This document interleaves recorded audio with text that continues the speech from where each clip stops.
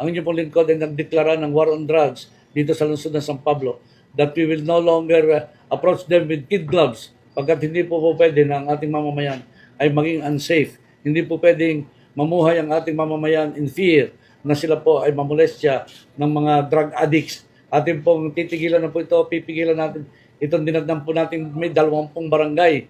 Nung kami maupo na under the influence of drug 6 months ago, ito po'y dahan-dahan na po nating binabawasan ang incidence ng droga.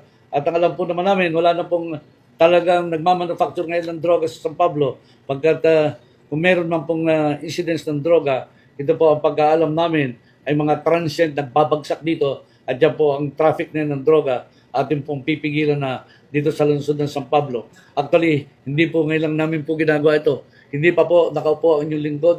Ay tayo po ay may mando na sa mga operative ng PIDEA na ito po ay aksyon na agad at wag nang lumawig. Kung kaya nga po, marami nang nakukulong, marami na pong nakukuhang nasa salabat na droga dito. Milyon-milyon na po ang accomplishment ng ating police department at ng PIDEA ng San Pablo para po talagang masugpo ang insidente ng droga dito sa San Pablo na ito po ay naglilikha ng maraming karumal-dumal na krimen dito lang po, hindi lang po dito sa lungsod ng San Pablo, kundi buong Laguna at buong bansang Pilipinas ay andito po ang problemang yan na kailangan pong pagtulong-tulungan nating mga kababayan. Ano po ibig sabihin pag war on drugs? Meron pang ano pong gagawin natin ngayon? In-intensify po natin ang lahat ng support sa ating pong PIDEA dito. Ang ating pong bahay, yung rehabilitation center ay andyan po at may nagmaman po niyan para sa gayon.